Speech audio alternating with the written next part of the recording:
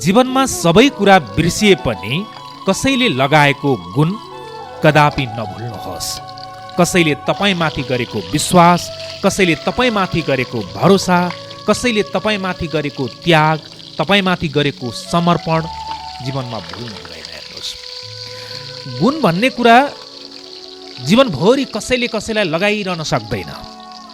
तपाईँलाई दुःख परेको बेलामा मैले एकपटक सहयोग गर्न सकौँला, तर पटक पटक तपाईँको दुःखमा म सहयोगी नबन्न सक्छु। मेरो समयले नभ्याउन सक्छ, मेरो परिस्थिति त्यस्तै हुन सक्छ, त्यो खालको वातावरण सिर्जना नभएको हुन सक्छ।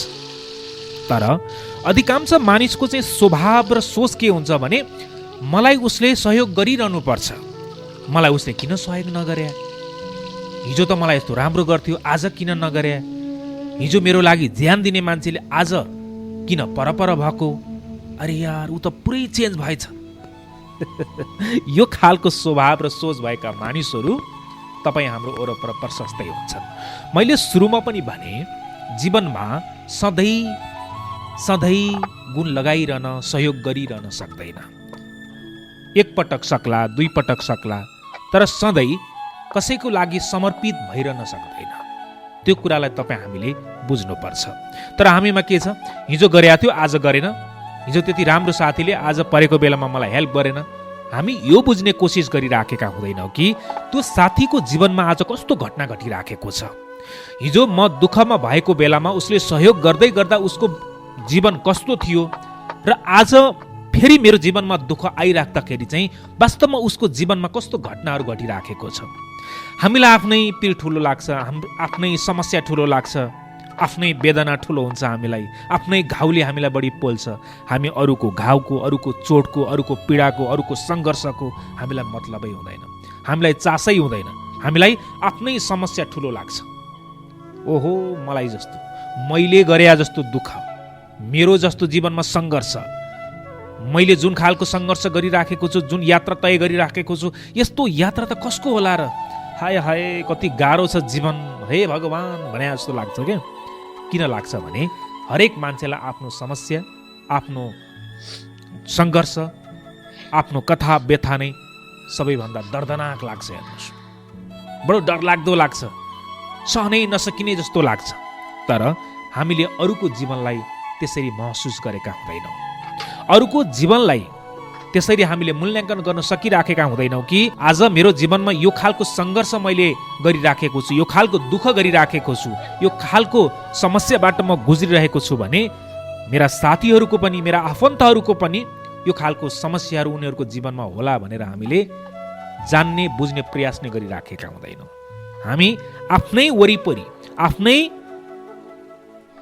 यताउता नै अल्झिरहेका हुन्छौँ, यताउता नै हामी डुबिरहेका हुन्छौँ। मलाई उसले यो गर्दैन, त्यो गर्दैन, यो गरिदिनु पर्थ्यो, त्यो गरिदिनु पर्थ्यो भन्ने खालको सोच लिएर जीवनमा अगाडि बढिराखेका हुन्छौँ। मैले तपाईँलाई सुरुदेखि भनिराखेको छु, हेर्नुहोस्, मान्छेले आफ्नो अतीतलाई भुल्नु हुँदैन, मान्छेले आफ्नो हिजोको दिनलाई भुल्नु हुँदैन। जब मान्छेले हिजोलाई भुल्छ, जब मान्छेले अतीतलाई भुल्छ, जब हिजोलाई बिर्सन्छ मान्छे, तब जीवनमा उसले धेरै समस्याहरू बेहोर्नु पर्ने हुन्छ। हेर्नुहोस्, यदि तपाईँले आफ्नो धरातललाई भुल्नु भएन भने, हिजोको अतीतलाई भुल्नु भएन भने तपाईँले कहिले पनि कसैलाई नराम्रो गर्न सक्नुहुन्न।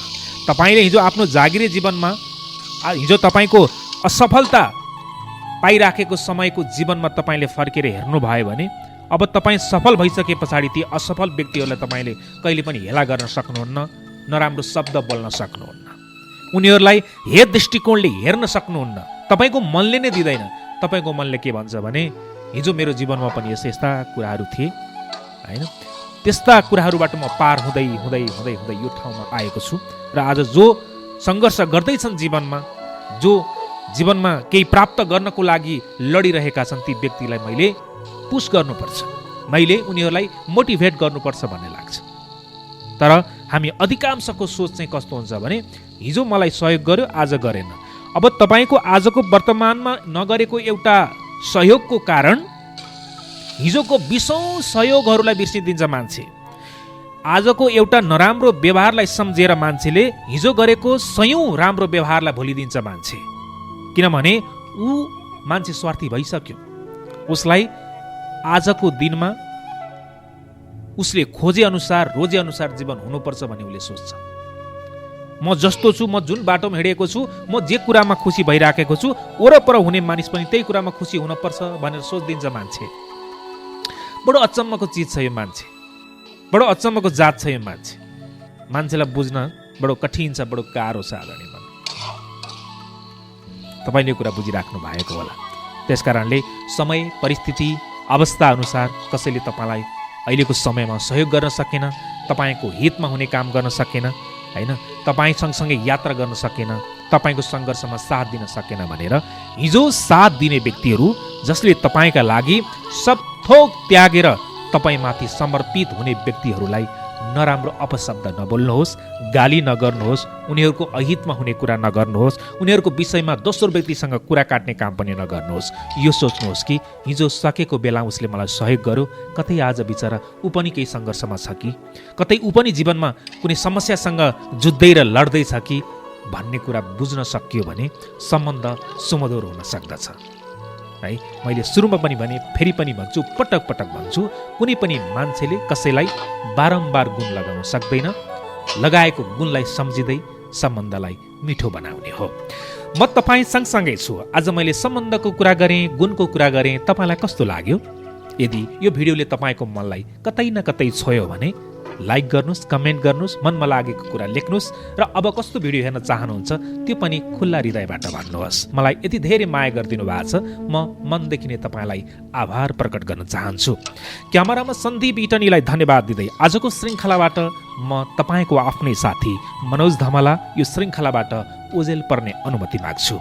स्वस्थ रहनुहोस्, मस्त रहनुहोस्, आफ्नो सम्बन्धलाई सुमधुर बनाउने प्रयास हर बखत गर्दै गर्नुहोस्। आजलाई बिदा भएँ। नमस्कार।